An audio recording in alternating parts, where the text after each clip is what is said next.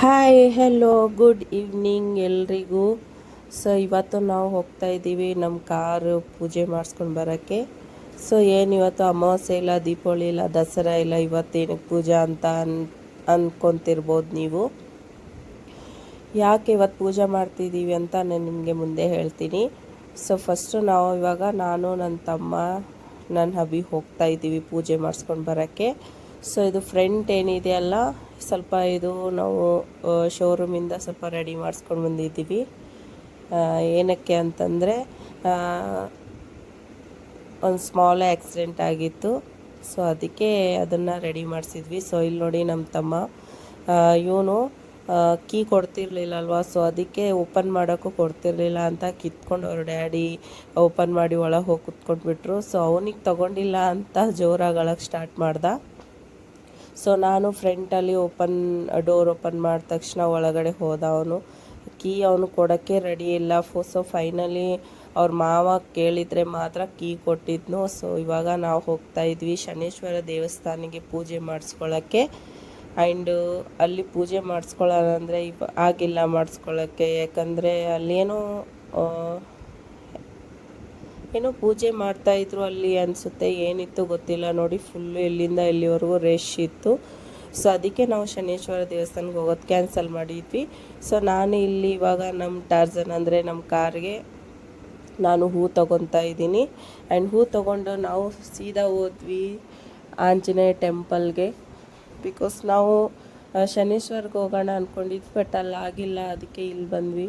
And ಇವತ್ತು Saturday ಕೂಡ ಇತ್ತು, ಈವ್ನಿಂಗ್ ಟೈಮಲ್ಲಿ ಹೋಗಿದ್ವಿ.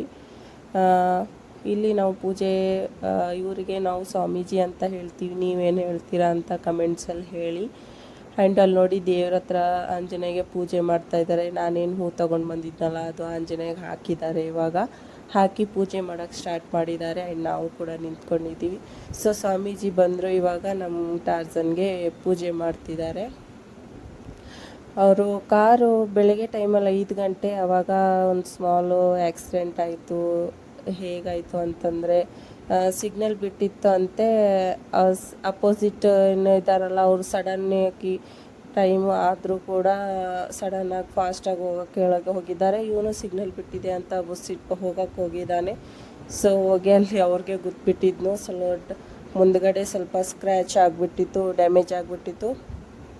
ಸೊ ದಯವಿಟ್ಟು ಮಾರ್ನಿಂಗ್ ಟೈಮಲ್ಲಿ ಅಂದರೆ ನೈಟೆಲ್ಲ ಡ್ಯೂಟಿ ಮಾಡಿರ್ತಾರೆ. ಸೊ ಯಾವಾಗ ಹೋಗೋದು ಮನೆಗೆ ಅಂತ ಎಲ್ಲರೂ ಕಾಯ್ಕೊಂಡಿರ್ತಾರೆ. ಸೊ ಈ ಥರ ಮಾಡಬೇಡಿ, ಯಾಕಂದರೆ ನಿಮಗೋಸ್ಕರ ನಿಮ್ಮ ವೈಫ್ ಆಗಲಿ ನಿಮ್ಮಮ್ಮ ಆಗಲಿ ಮನೆಯಲ್ಲಿ ನಿಮಗೋಸ್ಕರ ಕಾಯ್ತಿರ್ತಾರೆ. ಸೊ ಅವ್ರಿಗೋಸ್ಕರ ಆದರೂ ನೀವು ಸ್ಲೋ ಆಗಿ ಗಾಡಿ ಓಡಿಸಿ. ಆ್ಯಂಡ್ ನಾನು ಇಲ್ಲೇನಾದರೂ ತಪ್ಪಾಗಿ ಹೇಳಿದರೆ ಕ್ಷಮಿಸಬೇಡಿ.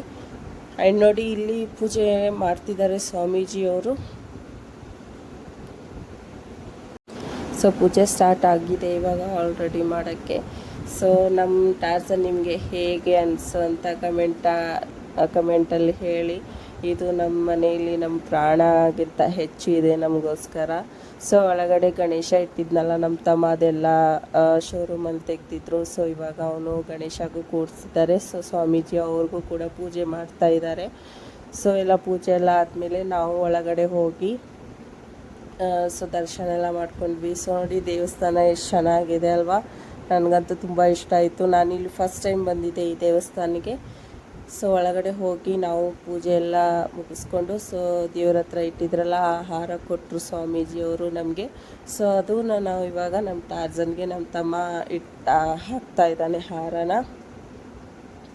ಸೊ ಅದಾದಮೇಲೆ ಅವನು ನಮ್ಮ ಮಗ ಇದ್ದಾನಲ್ಲ ಗಂಟಿ ಹತ್ರನೇ ನಿಂತ್ಕೊಂಡಿದ್ದ, ಅಲ್ಲೇ ಓಡ್ಕೊಂಡಿರ್ತೀನಿ ಅಂತ. ಅವ್ರ ಡ್ಯಾಡಿಗೆ ಸಾಕಾಯಿತು, ನನ್ನ ಫೋನ್ ತೊಗೊಂಡ್ರು.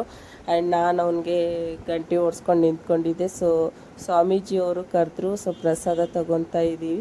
ಸೊ ಪ್ರಸಾದ ಎಲ್ಲ ತೊಗೊಂಡಾದ್ಮೇಲೆ ನಾವು ಕೂಡ ಎಲ್ಲ ದರ್ಶನ ಎಲ್ಲ ಮಾಡಿಬಿಟ್ಟು ಸೊ ಇವಾಗ ನಮ್ಮ ಟಾರ್ಜನ್ಗೆ ಬಂದು ಸ್ವಾಮೀಜಿಯವರು ಬೆಳಗ್ತಾ ಇದ್ದಾರೆ. ಸೊ ನಾವು ಎಷ್ಟು ಕರೆಕ್ಟ್ ಟೈಮ್ ಬಂದಿದ್ದೀವಿ ಅಂತಂದರೆ ಅಲ್ಲೂ ದೇವಸ್ಥಾನದಲ್ಲೂ ಇನ್ನೂ ಪೂಜೆ ಆಗಿರಲಿಲ್ಲ. ಸೊ ಅಲ್ಲೂ ಕೂಡ ಪೂಜೆ ಮಾಡ್ತಾಯಿದ್ರು. ಆ್ಯಂಡ್ ಇಲ್ಲೂ ಹಾಗೇ ನಮ್ಮ ಟಾರ್ಜನ್ಗೂ ಕೂಡ ಪೂಜೆ ಮಾಡಿ ಇಲ್ಲಿ ಸ್ವಲ್ಪ ಅಲ್ಲಿ ಸ್ವಲ್ಪ ಮಾಡ್ತಾಯಿದ್ರು. ಆ್ಯಂಡ್ ಇವರು ಸ್ವಾಮೀಜಿ ತುಂಬ ಚೆನ್ನಾಗಿ ಪೂಜೆ ಮಾಡಿದರು ನಮ್ಮ ಟಾರ್ಜನ್ಗೆ. ಸೊ ಇದೇ ಥರ ನಮ್ಮ ಟಾರ್ಜನ್ ಚೆನ್ನಾಗಿರಲಿ, ನೆಕ್ಸ್ಟ್ ಟೈಮ್ ಯಾವಾಗೂ ಈ ಥರ ಆಗದೇ ಇರಲಿ ಅಂತ ನಮ್ಮ ತಮ್ಮ ಫಸ್ಟು ಬಾ ನಾವು ಹೋಗಿ ದೇವಸ್ಥಾನಕ್ಕೆ ಹೋಗಿ ಮಾಡಿಸ್ಕೊಂಡು ಬರೋಣ. ಇನ್ನೂ ಹೊಸ ಕಾರು ನಮ್ಮದು 1 ಇಯರ್ ಆಯಿತು ತೊಗೊಂಡ್ಬಿಟ್ಟು. ಸೊ 1 ಇಯರಲ್ಲೇ ಒಂದು ಸ್ವಲ್ಪ ಆಗೋಯ್ತು. ಏನು ಮಾಡೋದು, ಅವಾಗವಾಗ ಆಗ್ತಿರುತ್ತೆ, ಏನು ಮಾಡೋಕ್ಕಾಗಲ್ಲ. ಟೈಮ್ ಯಾವಾಗ ಹೇಗಿರುತ್ತೆ ಅಂತ ಯಾರು ಗೊತ್ತಿರುತ್ತಾ. ಸೊ ನಾವು ಪೂಜೆ ಮುಗಿಸ್ಕೊಂಡು ನಾವು ಡೈರೆಕ್ಟಾಗಿ ಮನೆಗೆ ಬಂದುಬಿಟ್ವಿ.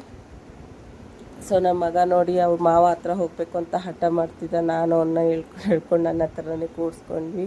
ಸೊ ಆ್ಯಂಡ್ ನಾವು ಪೂಜೆ ಮುಗಿಸ್ಕೊಂಡು ಮನೆಗೆ ಬಂದ್ವಿ.